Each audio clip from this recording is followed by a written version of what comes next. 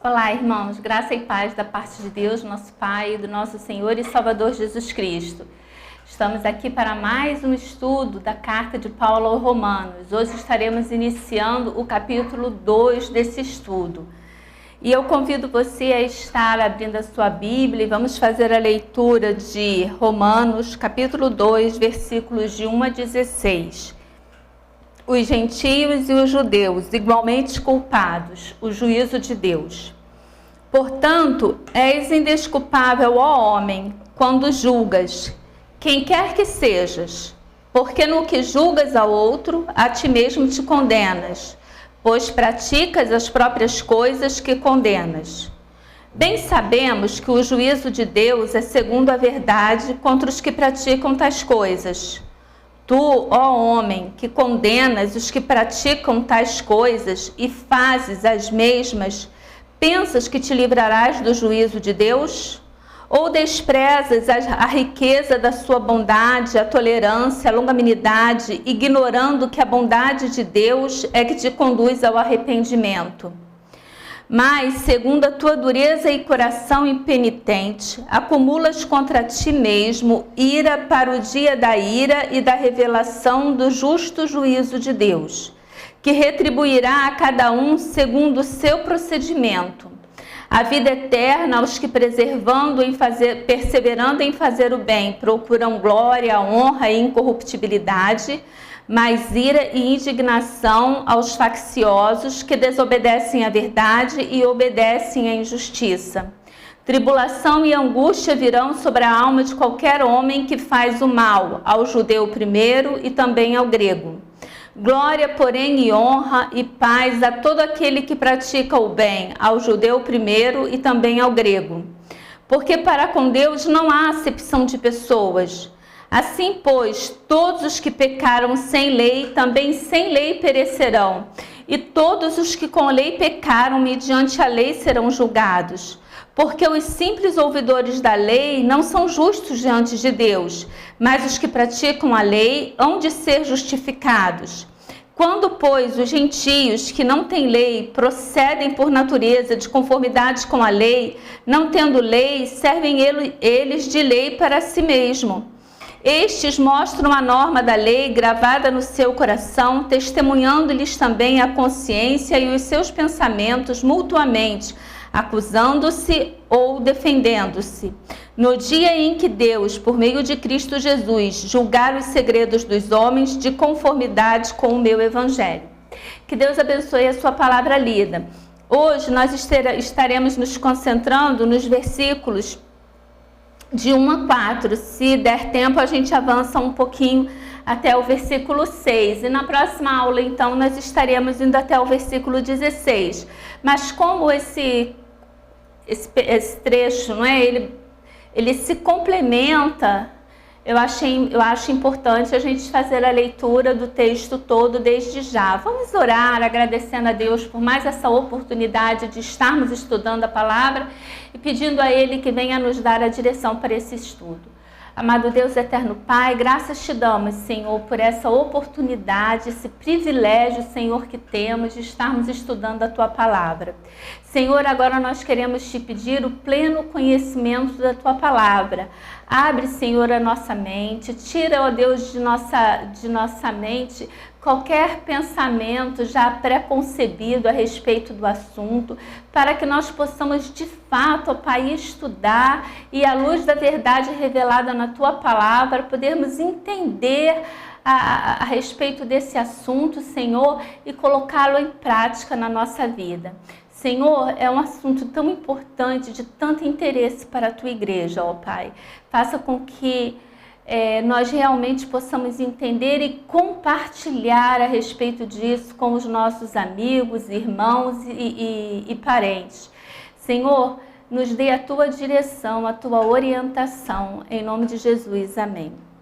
Irmãos, no texto passado nós vimos que Paulo, ele vem falando ali a respeito da depravação do homem. Paulo vai, a partir do versículo 29, né, ele vai dizer que os homens são cheios de toda iniquidade, malícia, avareza, maldade, possuídos de inveja, homicídio, contenda, dolo, malignidade. Ele vai ali registrar um número, né, bem grande de pecados cometidos pelos homens, cometidos pelas pessoas que não têm Cristo como seu único e suficiente Salvador. Agora, nesse texto aqui que nós estamos iniciando, Paulo vai dizer que os gentios e os judeus igualmente são condenados. No texto passado, ele fala que os gentios eles foram entregues e a reprováveis sentimentos. Nós estudamos que o conhecimento de que existe um ser supremo, que é superior a tudo que existe, um ser que é imortal, um ser que é criador de todas as coisas, aperfeiçoador e mantenedor de todas as coisas. Essa consciência, ela está em todo ser humano. E aí estudamos que muitas das vezes o que acontece com o homem que não conhece a Deus como seu único e suficiente Salvador? Muitas das vezes ele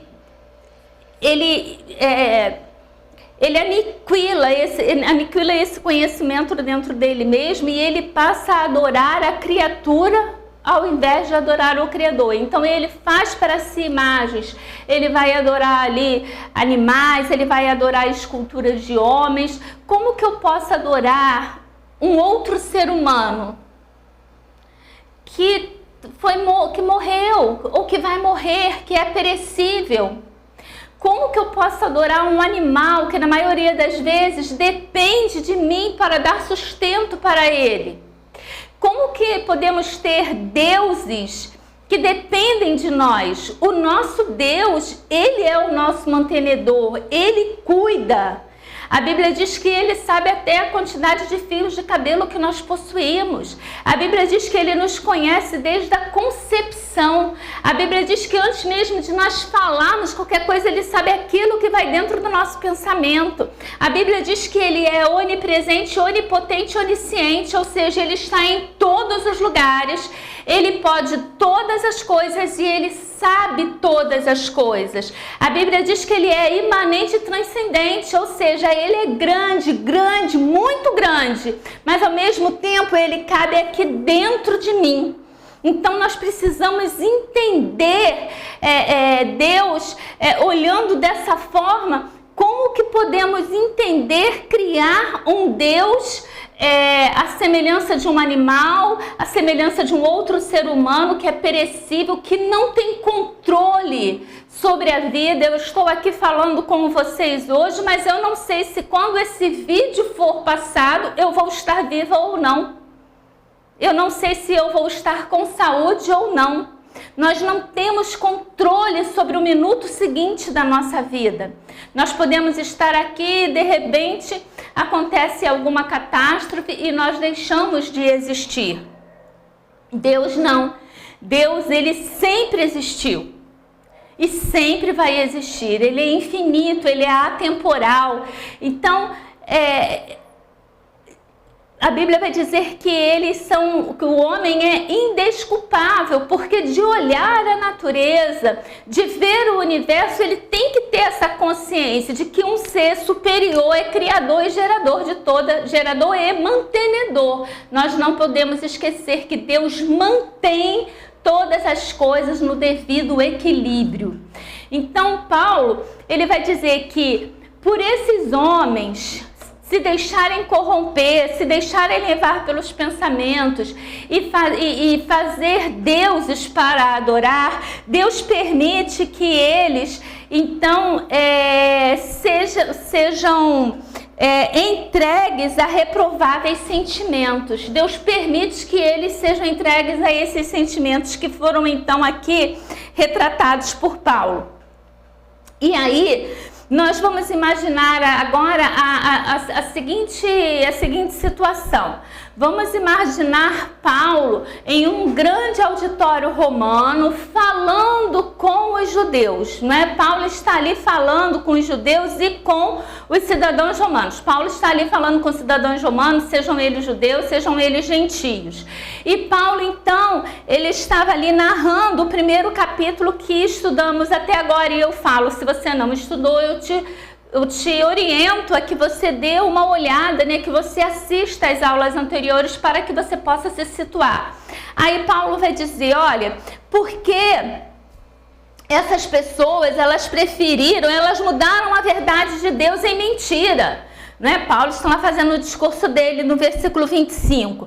E elas passaram a adorar e servir a criatura no lugar do Criador, o qual é bendito eternamente. Né? Paulo faz uma doxologia aqui, o qual é bendito eternamente, amém. E ele vai dizer, por causa disso, Deus entregou esses homens às paixões infames, porque eles até mudaram o seu comportamento, o modo natural de suas relações. Aqui ele está falando de relações sexuais, né, de suas relações íntimas. E aí ele diz que os homens também, deixando o contato natural das mulheres, se inflamaram mutuamente em sua sensualidade. Imagina então que lá nesse auditório tem um judeu. E ele, ao ouvir Paulo falar essas coisas, ele vai dizer, realmente, Paulo, você tem razão. Realmente, Paulo, isso aí aconteceu.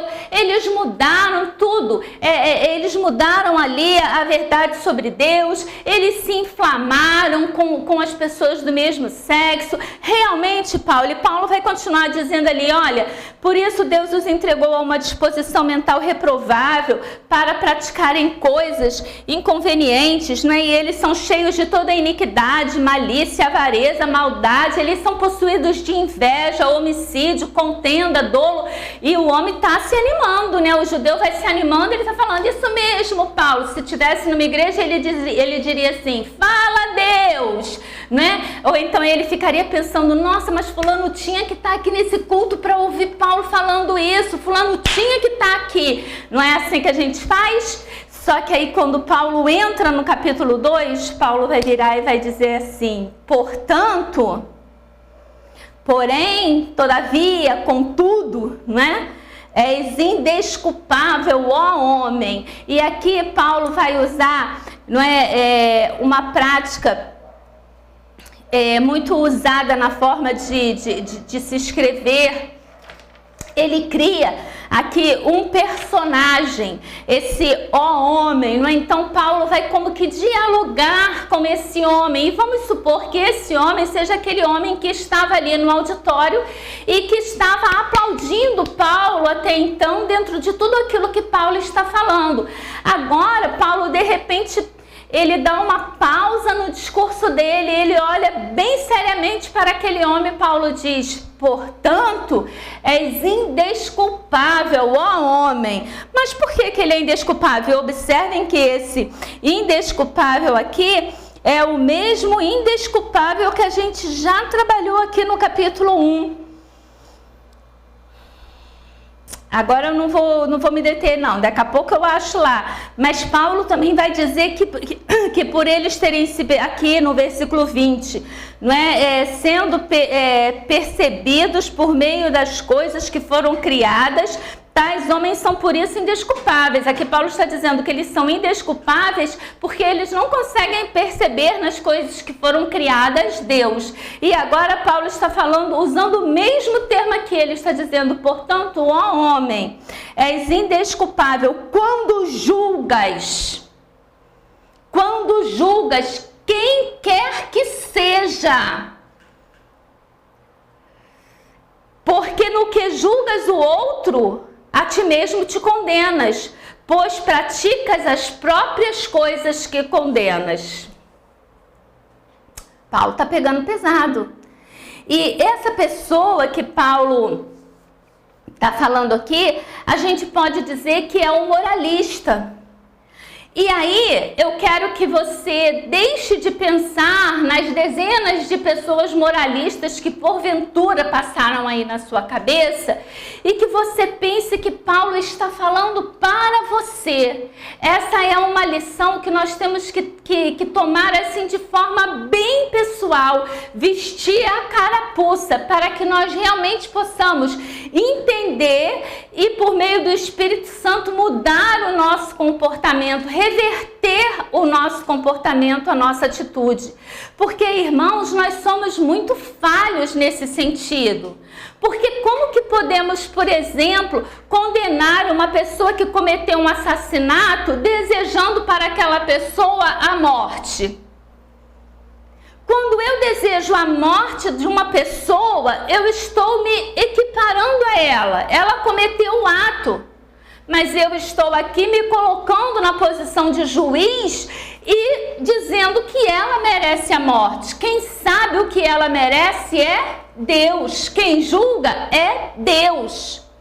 Aqui nós estamos falando de comportamentos. Nós não estamos aqui entrando porque em outro ponto Paulo vai dizer que nós precisamos, observar alguns profetas, algumas pessoas que estão falando, por exemplo, quando Paulo, ali na igreja aos Gálatas, quando tem a questão dos judaizantes, Paulo combate e ele diz, olha, observe essas pessoas, observe assim o que elas estão falando, veja se o que elas estão falando está dentro da Escritura, Analise o comportamento delas, observe que elas querem que vocês sigam a lei, mas elas separaram 3 pontos específicos da lei para vocês seguirem. E se fosse para seguir a lei, ou você segue tudo ou você não segue nada, porque se você deixa de cumprir um ponto da lei, você já pecou em tudo. Mas aqui Paulo está falando com relação à nossa capacidade de julgar o outro pelas ações. E isso está muito, irmãos, enraizado dentro de nós. Quando eu digo que uma pessoa, por exemplo, eu justifico os meus erros. Eu sou muito branda no julgamento próprio. Então, se eu briguei com alguém, se eu discuti, eu estou passando, né? Mulher tem, eu estou de TPM. Eu estou passando por uma dificuldade muito grande, não é? E aí eu acabei perdendo ali a minha temperança. Ou então eu vou dizer, fulano me provoca muito tempo, foi a gota d'água. Por isso que eu fui lá e respondi. Às vezes a gente diz que é porque nós somos sinceros. Não, eu falei isso porque eu sou muito sincera. Comigo é assim, eu falo mesmo. Não, muitas das vezes nós não somos sinceros. Na maioria das vezes nós somos sem educação. E aí eu digo, mas com relação à pessoa com quem eu estou discutindo, aquela pessoa ela é destemperada, aquela pessoa é desequilibrada, aquela pessoa precisa tomar Rivotril, aquela pessoa precisa, nossa, aí... O céu é o limite para nós colocarmos as coisas que aquela pessoa é. Nós limitamos muitas coisas, porque, por exemplo, a gente vai falar, uma pessoa foi, geralmente a gente é muito apto, por exemplo, para falar de políticos que roubam. Aquele político ali, ele roubou, o dinheiro era para merenda escolar, né? Agora está muito na moda, né? Está tendo até aí a CPI com relação as coisas, né? Vacina e os hospitais de campanhas e testes de Covid, e a gente vê que teve corrupção em tudo aquilo ali. E aí muitas pessoas vão falar assim, não, mas os políticos, porque eles roubaram, porque isso é o governo, porque isso é determinado partido, porque determinado partido não presta, porque o presidente não presta. A gente diz que ninguém presta, mas a gente para o carro e lá no boleto diz que a gente pode ficar 2 horas e a gente fica 6, mas só paga 2 horas. Mas se a gente puder sonegar o imposto, a gente sonega. quando aquela pessoa vai fazer um serviço lá na nossa casa e ela diz assim, com nota ou sem nota, madame? E aí você diz, sem nota, porque aí é mais barato. Aquela pessoa está sonegando imposto e você está compactuando com ela. Então nós precisamos, irmãos, ter o mesmo peso e a mesma medida. É óbvio que existe, você pode pensar assim, Ana Cláudia, mas aí eu estou fazendo uma coisa comigo, porque o governo rouba mesmo, por que eu vou dar dinheiro para o governo? É a lei. Se é a lei, é a lei, nós estamos debaixo da lei. Então, ou uma coisa é certa, ou ela não é certa. E aí, roubar é roubar, mentir é mentir. Aí você vai dizer assim, não, fulano é um mentiroso, mas eu às vezes eu preciso mudar um pouquinho a verdade para o meu próprio bem-estar, para viver bem, para que a pessoa fique bem, né? Às vezes a gente diz que mente para o bem do outro. Precisamos ter o mesmo peso e a mesma medida, porque Paulo está dizendo aqui, eles são, por haverem desprezado o conhecimento de Deus, isso aqui são os gentios, não é? O conhecimento de Deus, o próprio Deus os entregou a uma disposição mental reprovável para praticarem coisas inconvenientes, cheios de toda injustiça, malícia, avareza. Você conhece esse crente avarento? Você é avarento? Isso aqui é até importante, porque Paulo mesmo ele vai dizer assim, olha, eu aprendi a viver contente em toda e qualquer situação. Eu aprendi a ter fartura e aprendi a passar necessidade. Durante muito tempo, eu imaginei que o pior fosse passar necessidade. Mas muitas das vezes é pior nós termos fartura. Porque quando temos fartura, nós somos mais avarentos, nós somos menos dizimistas. Nós temos menos compaixão pelo outro. Então aqui ele está falando, olha, cheio de malícia. Será que nós somos maliciosos? Será que a gente vê uma pessoa assim conversando? Uma pessoa se abraçando e a gente já imagina 1001 coisas? A gente já fantasia tudo? Possuídos de inveja, isso não, crente não é invejoso não, inveja não existe no nosso meio, né? Homicídio, contenda, dolo, malignidade, difamadores. Quantas pessoas nós vemos cair, irmãos, por má fama, porque tem um monte de pessoas aí que são difamadores, que acabam com a fama da pessoa, que acabam com a moral de uma pessoa.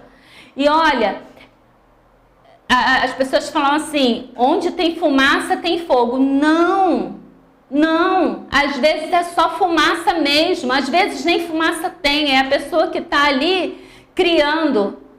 É o bafo da pessoa, não é fumaça. Cuidado. Caluniadores, aborrecidos de Deus, insolentes, soberbos, presunçosos, inventores de males, desobedientes aos pais. Tem desobediente aos pais dentro das nossas igrejas? Insensatos, pérfidos, sem afeição natural ou sem misericórdia. E aí, Paulo diz que, conhecendo eles a sentença de Deus de que são passíveis de morte, que estas coisas praticam, não somente o fazem, mas também aprovam os que assim procedem. Então, esses são os malfeitores de um modo geral. Tem pessoa, irmão, que a moral dele não impede ele de fazer nada disso. Ele é assim por natureza, ele é difamador, ele é caluniador e ele ainda gosta. Minha sobrinha de 8 anos, outro dia ela estava falando, tia, eu gosto de fazer fofoca.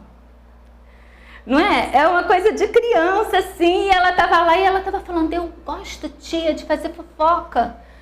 Isso é uma criança de 8 anos que não sabe muito bem, ela ainda não consegue medir. Mas e você?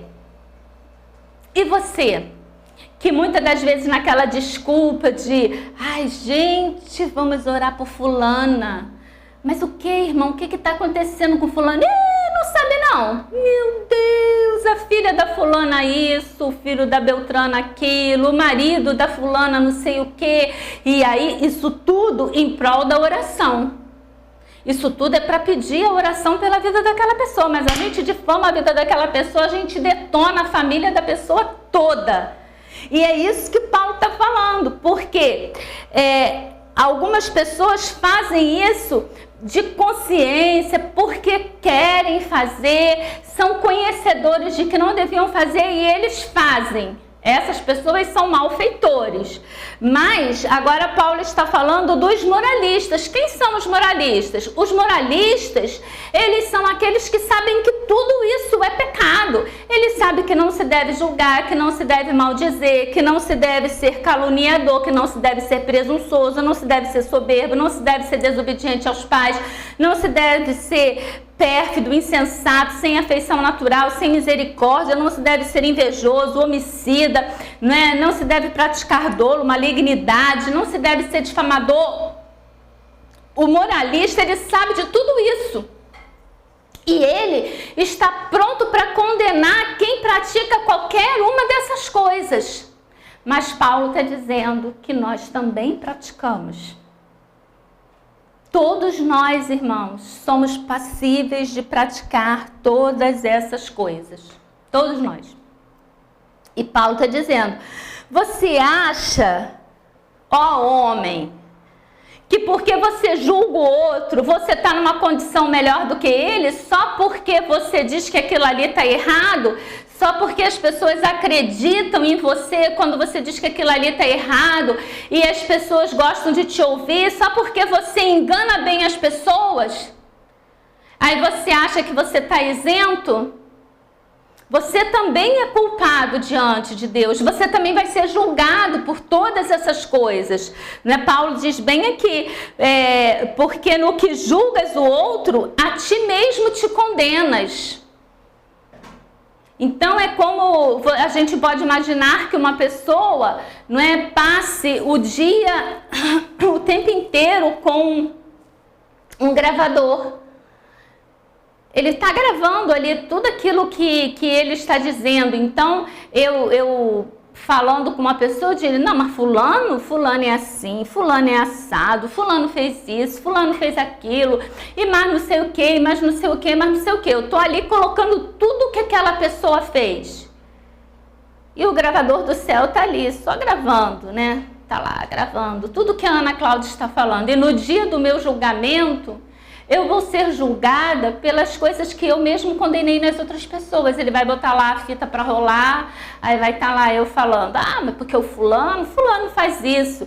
Aí eu não sei se vai ser tipo um flashback, né? Eu não sei como que vai ser. Eu sei que eu vou saber, vai vir a minha memória. Eu vou me recordar de todas as vezes que eu pratiquei tais coisas. Eu vou lembrar todas as vezes que eu caluniei alguém, de caso pensado, sabendo o que estava fazendo. Todas as vezes que eu difamei alguém. Todas as vezes que eu provoquei contenda, dissensão. Às vezes a gente tem essa capacidade. Todas as vezes que a gente fez aqueles joguinhos de manipular as pessoas, entendeu? Fazer a pessoa pensar uma coisa aqui e ali naquele outro grupo a gente faz outra coisinha ali. Aí vai estar lá, eu condenando as pessoas e a minha memória ali me trazendo tudo aquilo que eu fiz, tudo aquilo que eu condenei. E é isso que Paulo está dizendo aqui. Portanto, és indesculpável, ó homem, quando julgas quem quer que seja. Porque no que julgas o outro, a ti mesmo te condenas, pois praticais as próprias coisas que condenas. Bem sabemos que o juízo de Deus é segundo a verdade contra os que tais coisas praticam. O juízo de Deus, irmãos, vai vir sobre nós por praticarmos tais coisas. Por termos conhecimento da verdade, julgarmos as pessoas e praticarmos as coisas que sabemos que é errado. Tu, ó homem, que condenas os que praticam tais coisas e fazes as mesmas coisas, pensa que te livrarás do juízo de Deus? Você pensa de fato que você está livre do juízo de Deus só porque você consegue enxergar e condenar o outro? Ou desprezas a riqueza da sua bondade, tolerância e longanimidade, ignorando que a bondade de Deus é que te conduz ao arrependimento?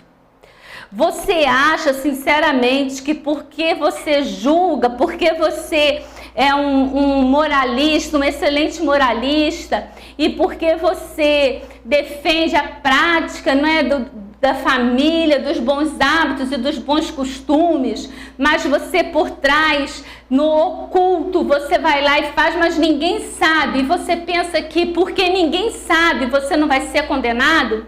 Você pensa que porque você não passou pelo julgamento terreno, você não vai ser condenado por Deus? Ou você, não é, ignora, ou você despreza a riqueza da bondade e da tolerância de Deus, da longanimidade, ignorando a bondade de Deus, ignorando que a bondade de Deus é que te conduz ao arrependimento. Quando ele fala aqui da longanimidade, irmãos, ele está falando que Deus, ele é longânimo em irar-se conosco. Lembra lá no Velho Testamento? Muitas das vezes ele diz, quando ele faz a promessa a Abraão, por exemplo, que ele possuiria a terra de Canaã, mas ele diz, porque eles ainda não atingiram a minha medida, né? Ainda não chegaram ali num tal nível de corrupção que tivesse afetado Deus. Quantas vezes Deus tolerou Israel, não é? Israel pecava, Israel fazia aquilo que era errado aos olhos do Senhor, Israel construía templos e postes ídolos aos deuses Astera, Baal, Moloque, e Deus, ele ia ali tolerando, Deus mandava profetas, Deus mandou sacerdotes, profetas, juízes, reis. Deus mandou a própria Escritura, por fim, Deus mandou o seu próprio Filho para que alertasse Israel. E o que acontecia? Eles continuavam ali, escarnecendo, como que zombando, mas isso não é que Deus, não é como a nossa justiça, irmãos. Nós precisamos entender que a nossa justiça, ela é uma justiça totalmente falha. Por quê? Porque é uma justiça feita por homem. E se o homem é falho, se todos nós pecamos, se todos nós estamos aqui dentro desse contexto, como que um homem pode julgar o outro homem por ter praticado qualquer uma dessas coisas? A nossa justiça é falha. A nossa justiça brasileira, a gente tem por hábito dizer que ela é bem demorada. Por quê? A gente parece que se estende a coisa ao máximo, e quando você entra com uma ação, na verdade, não é você que vai se beneficiar daquela ação, vão ser os seus herdeiros, porque muito provavelmente você já vai ter passado para a glória antes que aquilo ali dê algum resultado, principalmente se for alguma coisa contra um governo ou contra uma pessoa poderosa que tenha ali recursos para fazer recorrer do recurso. E aí parece que infinitamente. Isso quando não bate na mesa de um juiz que senta em cima do seu processo. Então a nossa justiça realmente, ela é morosa, ela é deficiente, ela é corrupta. Os juízes podem sim ser comprados. Eu não estou dizendo que todo juiz é comprado, eu não estou dizendo que tudo na justiça é dessa forma. O que estou dizendo é que vemos isso na nossa justiça, mas a justiça de Deus de forma alguma terá qualquer uma dessas coisas. Deus não é moroso, Deus é longânimo. Deus está dando tempo para que nós nos arrependamos, para que nós venhamos a mudar o rumo que estamos traçando em nossa vida, o rumo errado que estamos seguindo, para que nós possamos nos arrepender, pedir perdão pelos nossos pecados, especificar os nossos pecados diante de Deus. Porque quando aceitamos Jesus Cristo como nosso único e suficiente Salvador, irmãos, Ele nos perdoa, Ele nos limpa de todos os pecados. Agora, quando eu, depois de salva, cometo pecado, eu preciso colocar para Deus o que foi que eu cometi. Não adianta a gente chegar com aquela oração, samba canção, perdoa os meus pecados aí, Senhor, os pecados que eu cometi hoje. Não adianta isso não, irmãos. Eu tenho que chegar ali no meu momento devocional e colocar, Senhor, poxa, hoje eu pisei na bola, eu fiz isso. Caramba, agora eu tô lembrando que eu fiz aquilo ali também, eu não devia ter feito. Eu não precisava ter feito aquilo ali, me perdoa. Me ajude a não fazer mais isso. Eu preciso colocar, porque se eu não coloco dessa forma diante de Deus, muitas das vezes o que acontece é que não tem nenhum reconhecimento da minha parte de que eu fiz coisa errada. E eu entro aqui como esse moralista, que consegue ver erro e falha na vida de todo mundo, mas não consegue enxergar os seus próprios erros. E Paulo está falando aqui, olha, Deus é longânimo, não é? Deus é a bondade de Deus, Deus é bondoso, Ele é tolerante, Deus tolera, né? Tolera, mas tem um momento, irmãos, que Deus diz basta. Ele é longânimo e nós muitas das vezes ignoramos que é a bondade de Deus é que nos conduz ao arrependimento. O que nos leva a nos arrependermos dos nossos atos, irmãos, é a bondade de Deus. Mas, segundo a tua dureza do coração impenitente, acumulas contra ti mesmo ira para o dia da ira e da revelação do justo juízo de Deus. Porque no dia do julgamento, do justo juízo de Deus, todos os meus atos serão revelados. E aí ele está dizendo aqui que devido a essa dureza do nosso coração impenitente, o que é um ser impenitente? É um ser que não se arrepende. Um ser que não se arrepende, ele não consegue enxergar as coisas que ele fez, os males que ele cometeu. E aqui nesse caso Paulo está dizendo que é por quê? Porque ele é um moralista, porque ele acha que ele está certo em tudo aquilo que ele faz, ele não reconhece os pecados dele. Irmãos, a primeira coisa para a gente poder se curar de uma doença é descobrir que tem aquela doença. Enquanto a gente não descobre que tem a doença, a gente não trata. Do momento que a gente descobre, às vezes, descobrir que se está doente é um impacto, não é? E por vezes assim parece que é um impacto negativo, mas não, é uma bênção. É a melhor coisa que pode acontecer é você descobrir que você tem uma doença, porque aí você pode tratar. Reconhecer que você é um pecador é uma bênção, porque aí te dá a oportunidade de pedir perdão a Deus pelos seus pecados, de confessar os seus pecados. Se confessarmos os nossos pecados, Deus é fiel e justo para nos purificar dos nossos pecados. Ele nos livra, irmãos, dos nossos pecados, se confessarmos. A Bíblia diz que para pecados confessados, Deus não tem memória. E ele diz que nós acumulamos, não é? Com o nosso coração impenitente, acumulas contra ti mesmo ira para o dia da ira e da revelação do juízo de Deus, que retribuirá a cada um segundo o seu procedimento. No dia do julgamento, cada um receberá de acordo com aquilo que fez e que praticou. E aí nós estamos encerrando a nossa aula de hoje. Estaremos dando continuidade a partir do versículo 7. E eu queria deixar você aí com essa questão. Então, Paulo está dizendo aqui que a gente retribuirá a cada um segundo o seu procedimento, mas o que salva não é a fé? O que salva é a fé, irmãos. A fé nos salva, mas nós seremos julgados pelos nossos atos. É isso que Paulo está nos falando aqui. Você pode ter a vida toda certinha, o que ninguém tem. Mas se você não tiver fé, você não é salvo. Se você não crê que Jesus Cristo é o seu Salvador, você não é salvo. Agora, você pode crer que Jesus Cristo é o seu Salvador. Mas se você não tem uma vida de acordo com uma pessoa que tem Cristo como seu único e suficiente Salvador, saiba que você vai responder pelos seus atos. Aí é que entra a questão do galardão, a questão da vida eterna, aquilo que estaremos gozando na vida, na eternidade. Você é salvo, mas você será julgado por aquilo que você praticou. Até a próxima aula, que o Espírito Santo possa estar falando ao seu coração, que ele possa estar trabalhando, trazendo à sua memória tudo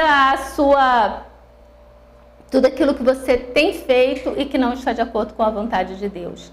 Que não tenhamos no nosso meio, né, não venhamos mais a continuar a ser seres moralistas, né, mas que sejamos seres penitentes, né, de joelhos ali diante de Deus, falando: Senhor, tenha misericórdia de mim. Amém.